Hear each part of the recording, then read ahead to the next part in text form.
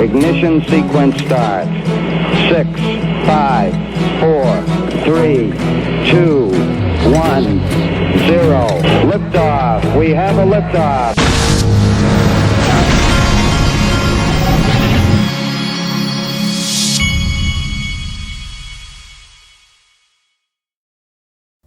Hey everybody, this is the Digital Asset Investor, and there's a lot going on today. I want to start this video by giving a congratulations to Susan Miller, who linked to, this article's in Yahoo Finance this morning or yesterday. Private investment platform linked to named Susan Miller Chief Growth Officer, and it says, let's see, announced appointment of Susan Miller. Miller will lead Link2's growth and marketing initiatives for particular focus on attracting more accredited investors to the platform and expanding the Link2 ecosystem. Just to show you a little about Susan Miller, I just wanted to show you this. She is a Wharton graduate, Dartmouth graduate, Wellesley College graduate. So they're getting some serious quality people over there. Now let's move on. Here we go. Watch this. Several federal officials, both privately and publicly, are pushing back against calls by St. Louis Fed President Jim Bullard Thursday for supersized rate hikes. And that's from Steve, I think they changed his name to Leisman. Remember, Stephen Leisman from CNBC, this guy has been the biggest proponent, the biggest cheerleader for what the Fed has done with all this money printing for the last 15 years. And as I said here, if they had just been responsible long ago and been held accountable by CNBC instead of being cheerleaders for the Federal Reserve, then we wouldn't be in this mess.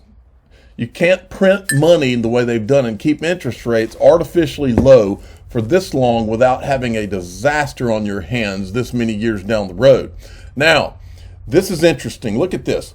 Allies are joining the fight to investigate the SEC, an amazing piece by the founder of Empower, Jason Foster.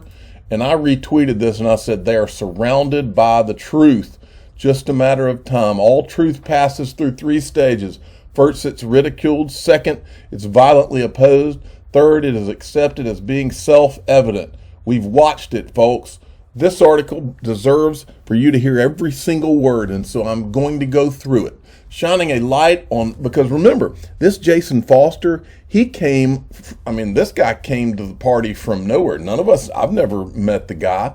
None of us knew this guy beforehand. And as John Deaton said, this guy came out of nowhere. I always said that they didn't count on John Deaton and they didn't count on people on Twitter and all to be so upset. They also didn't count on Jason Foster.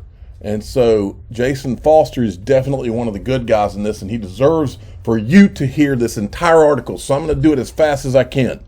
Healthy financial markets need clarity and transparency to function properly. Financial regulators are supposed to write clear rules so that markets can operate on a level playing field. Instead, they sometimes make arbitrary enforcement decisions that look unfair and undermine public confidence in their integrity.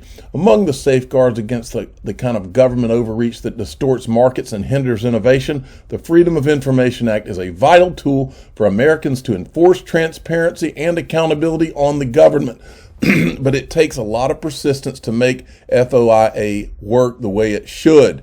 Here's an example to illustrate my point. In August 2021, Empower Oversight, a non-profit public integrity group that I founded last year, filed requests under FOIA with the SEC seeking documents related to 3 SEC officials and alleged conflicts of interest. For 7 months, the SEC has delayed and stonewalled, failing to cough up a single page. It has taken 2 administrative appeals and a federal lawsuit to get the agency to even admit that it has the documents we are seeking. At first, it issues a letter claiming that no such records could be found, which turned out to be false.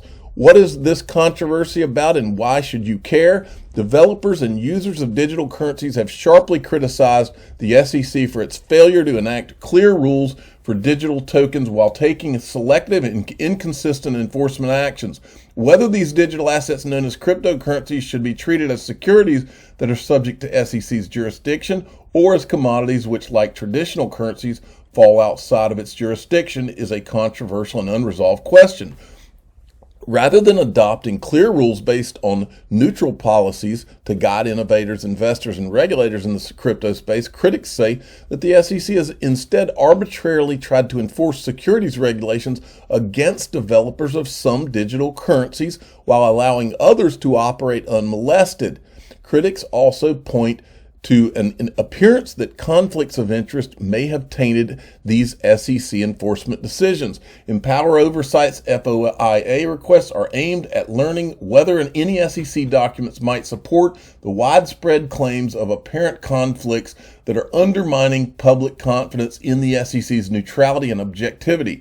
Specifically, 3 former SEC officials had a direct hand in crypto enforcement actions that moved the markets. Former Chairman Jay Clayton, former Director of Corporate Finance William Hinman, and former Director of Enforcement Mark Berger. The fact that all 3 have personal financial ties to entities that benefited from the SEC's enforcement priorities has naturally raised suspicions, particularly among holders of the digital assets impacted directly by the SEC's actions. Was the SEC aware of these financial ties, and what, if anything, did it do to mitigate the appearance of conflicts of interest? Did any of these men communicate while inside the SEC with those who paid them before, during, or after they were involved in these enforcement actions? These are some of the key questions that the SEC needs to address in order to restore public faith in its integrity. Why have so many lost faith in the SEC's objectivity? On the last day of Clayton's term as SEC chairman, Berger's division filed a lawsuit against the crypto industry giant Ripple Labs. The SEC alleged that the token XRP has been an unregistered security since its inception and that all of its sales since 2013 had violated Section 5 of the Securities Act. At the time of the enforcement action, XRP was the 3rd largest cryptocurrency on the global market behind Bitcoin and Ether. In fact, it was going back and forth with Ether, actually, as I recall. Could be wrong, but I think I'm right. The December 2022 lawsuit immediately crashed XRP's trading price on exchanges, which then delisted the token out of fear of further SEC retaliation. The SEC's action essentially wiped out $15 billion in value for tens of thousands of retail holders around the world. That didn't exactly further the SEC's official mission to protect investors. Adding insult to injury, the SEC unsuccessfully opposed allowing these holders of the token to file amicus briefs in the case. Immediately after filing the Ripple lawsuit, Clayton and Berger left the SEC to work for companies that have financial interests in promoting Bitcoin and Ether, and the two leading competitor digital currencies to XRP. Clayton returned to the Wall Street firm Sullivan and Cromwell, where he'd made his fortune before his SEC service and where one of its clients, Consensus, is a direct competitor of Ripple.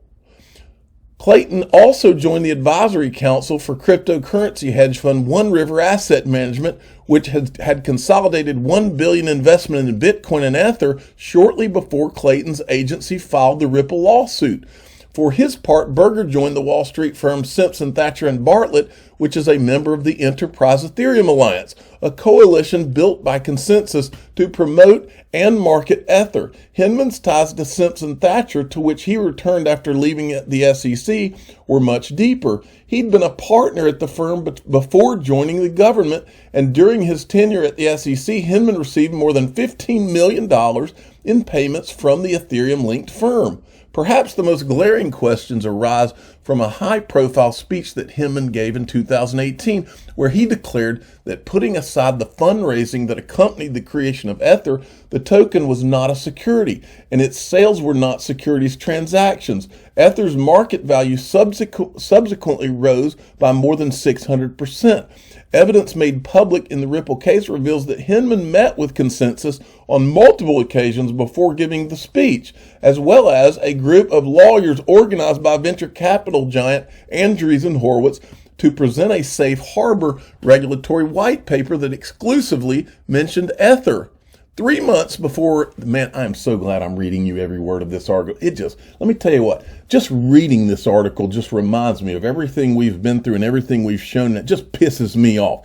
These people have to be investigated. It really makes me angry when I read this, because this guy has put it all together. He gets it, and he knows that he's got the truth on his side. And the people involved in this have got to pay if we still have the United States of America. Everybody listening to my voice, I don't care if you're an Ether investor, a Bitcoin investor, a XRP, or a freaking dog coin investor, you should be pissed off about this. These people should be ashamed of themselves. Everybody involved in this, and the people that continue this going should be held accountable. And some of them might even need some prison time. This is disgusting, what I'm reading to you, and I'm glad I'm reading every word. These people, something has to be done here.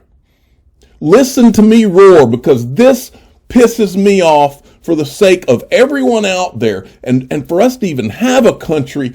People like this have to be investigated. If they can prove they didn't do anything wrong, then prove it. But this smells like my son's dirty socks after he gets home from baseball practice. This is disgusting.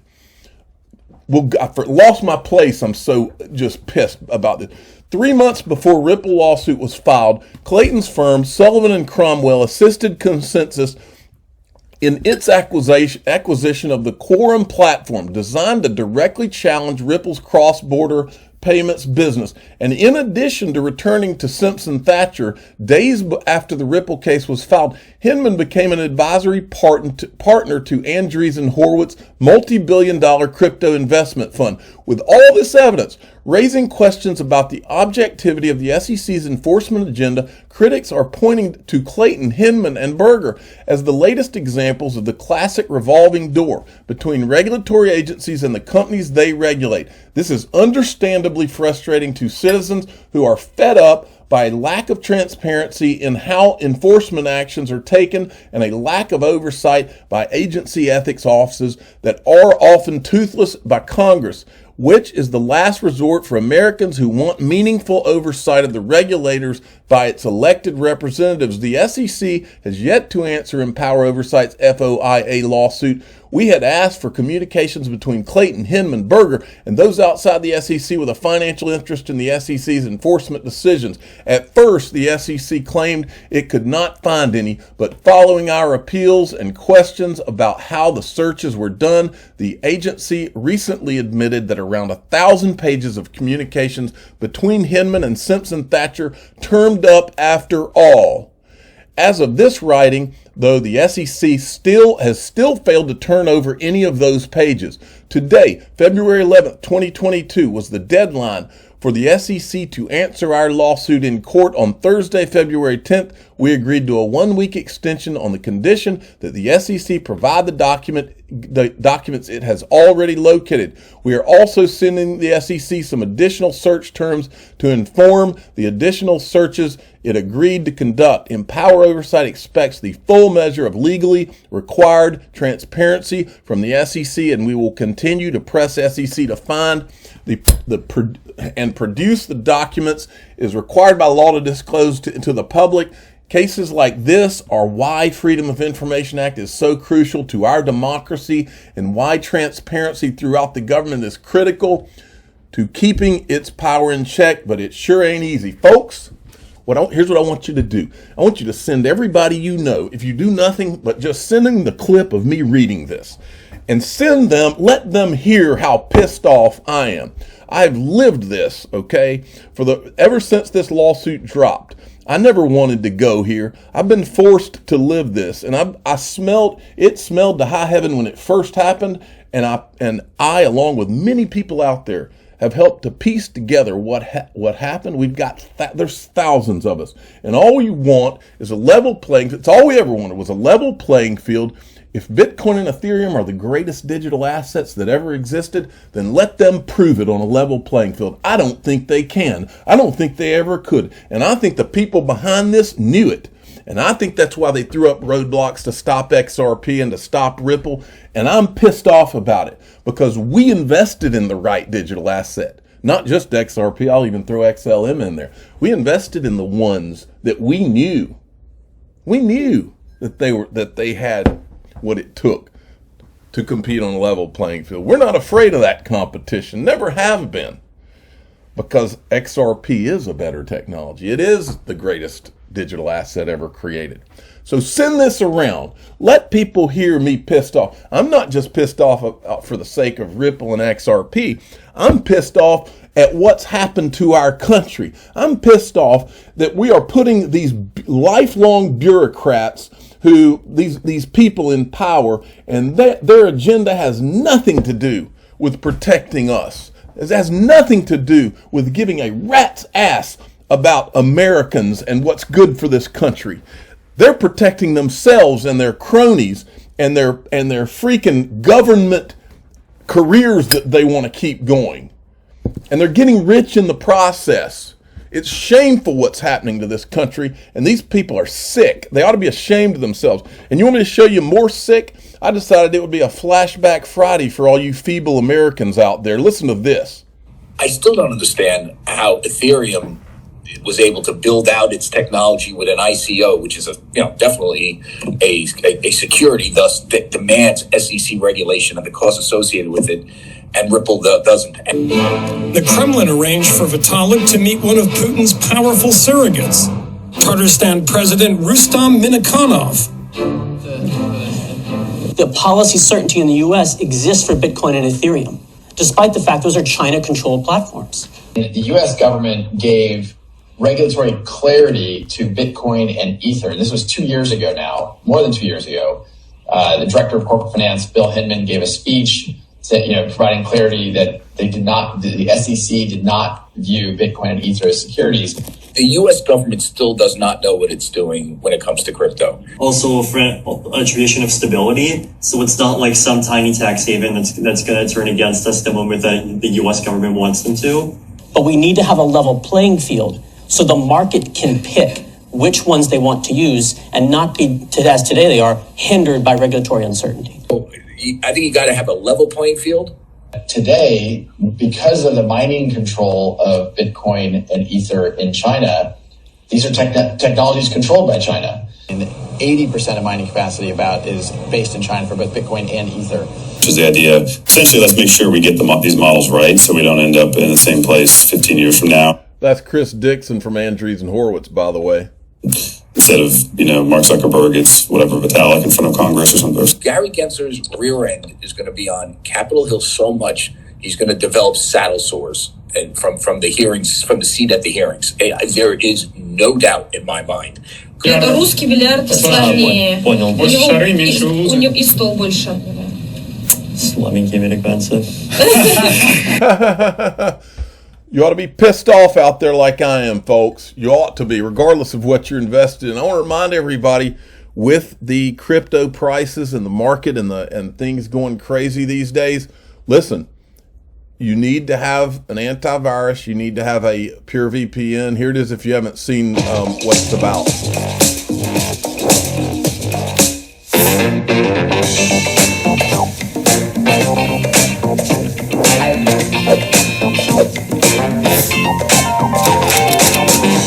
All right, you need to have a virtual private network so that you can surf the web anonymously. You need to have an antivirus. You need to have Ledger NOS. You need to have a YubiKey. And am I missing one? I don't think I am. Anyway, these are all things that I use to try to, we can only do the best we can do out here, folks, but having a virtual private network is one of them. This will be at the top of the description of this video. Check it out. It's real simple. You just go get it and download it, and then you're protected. I'm the digital asset investor. I'm not an investment advisor. This is for entertainment purposes only. Please subscribe, hit the like button, and tell your friends and family that I apologize. But today, reading that article, I kind of lost my you-know-what.